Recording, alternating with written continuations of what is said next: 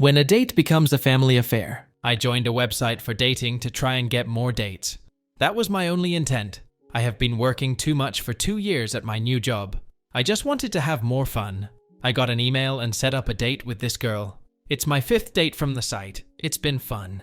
But this one girl was like one of those love at first sight moments when we met at a restaurant. I saw her and she was perfect. I tried to play it cool, but I felt like I could just cut ties with all the girls I've dated and just commit to her. Physically, she was everything I could ever ask for, and exactly my type. Her personality seemed about a 10/10. About 30 minutes into sitting down, we didn't even order because we were just talking. The chemistry was as good as it was with my first love when I was 13. It was perfect, sparks were flying, I thought I was done and ready to commit here. But then she tells me to forget about ordering food. Let's go somewhere else. And she has this idea. She won't say much, and I like surprises, so I didn't ask much.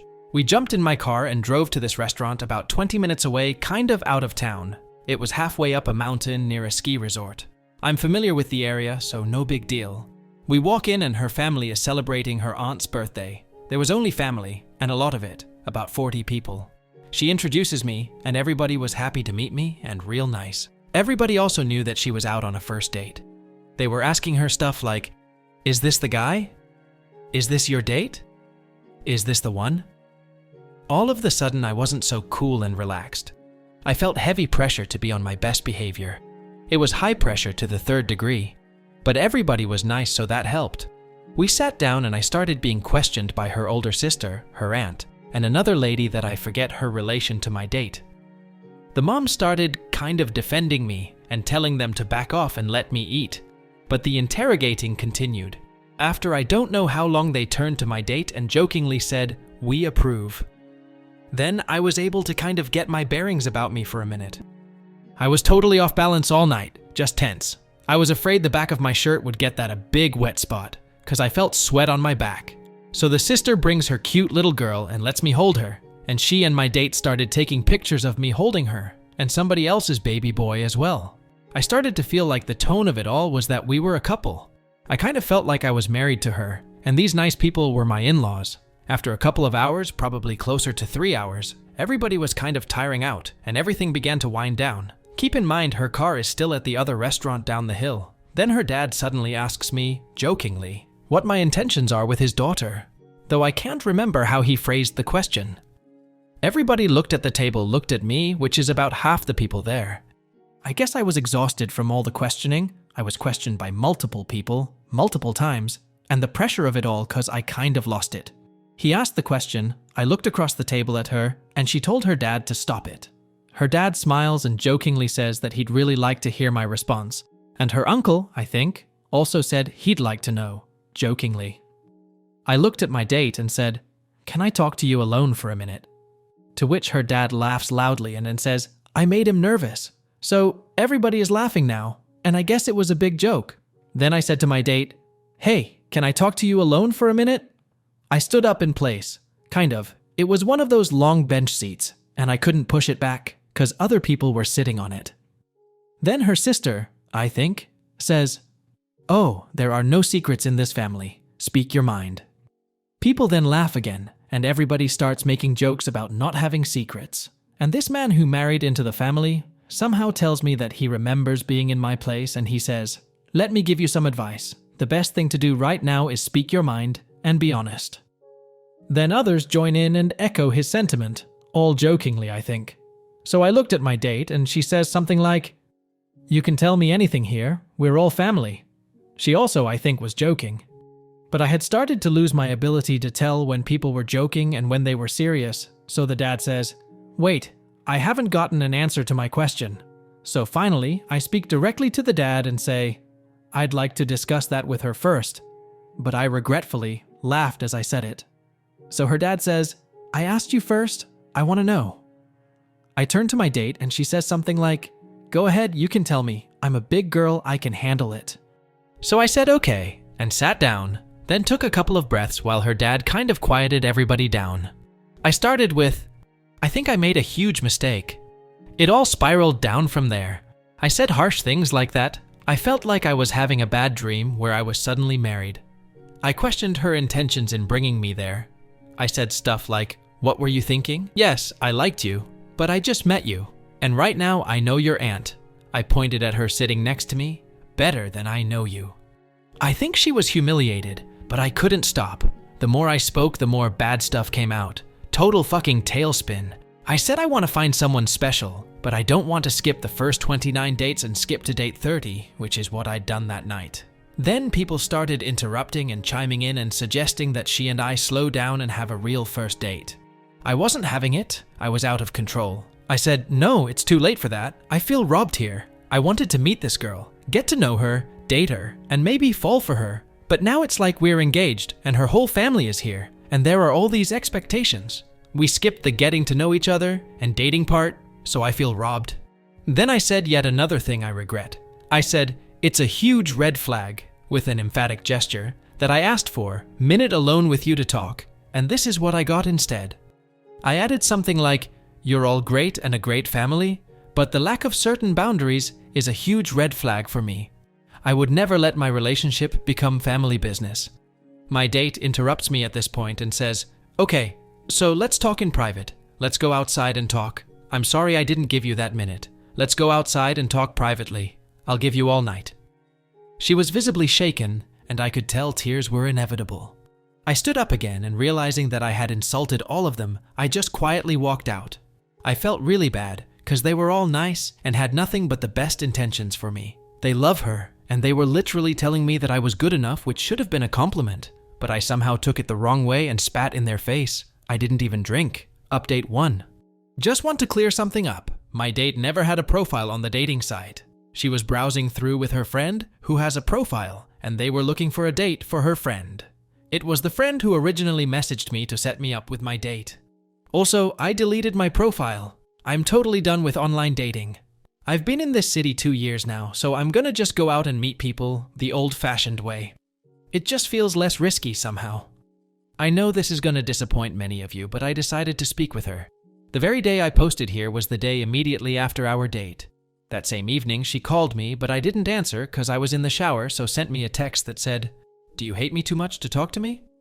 I texted back, "I don't hate you." She responded, "Can I call you?" I texted, "Yes." So she called and immediately went into full apology damage control mode. I told her that it was okay, that I was already over it and moved on.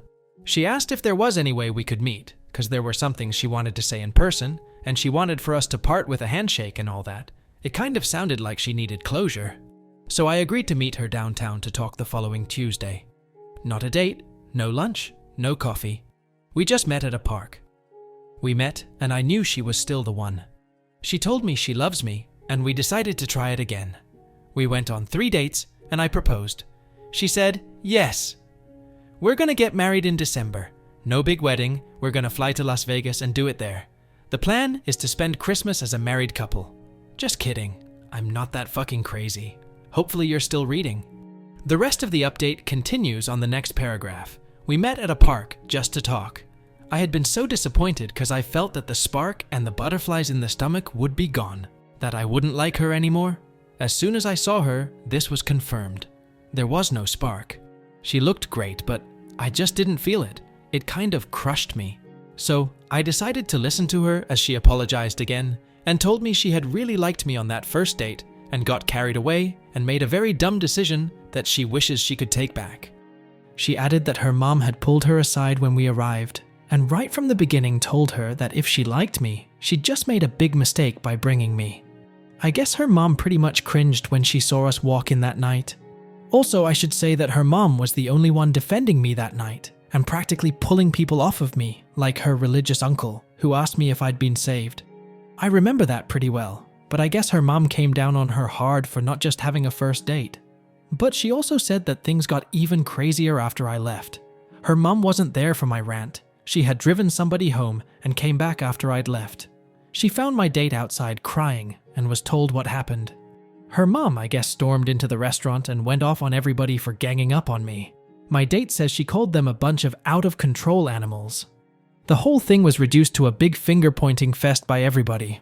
The mom was furious because the story is that my date's dad left them when my date was 9. He had some sort of breakdown and became an alcoholic. He became verbally and emotionally abusive, so the mom kicked him out to protect the kids. He refused to get his act together and disappeared for almost 10 years. So the mom hates when the dad acts like he has a say in his kids' lives since he was gone and just came back less than 2 years ago. But he still lives over an hour away. A lot of the people that were there, I guess, live far away, and they flew in for the aunt's B-Day. Supposedly most of them she only sees once a year at the most. So the mom went off on him especially hard and questioned his right to have any say in his daughter's decision to date anybody. She embarrassed him in front of everybody for having overstepped so many boundaries. So she told me this stuff because she wanted me to know that she was very sorry she let her dad act all fatherly when it wasn't the time, and it wasn't his place. These were her words, not mine.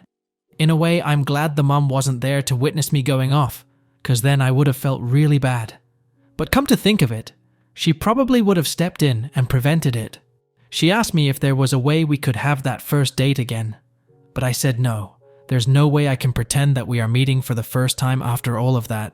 I know too much about her. I feel way too gone past that first date mode right now, and maybe I need to take a break from formal dates.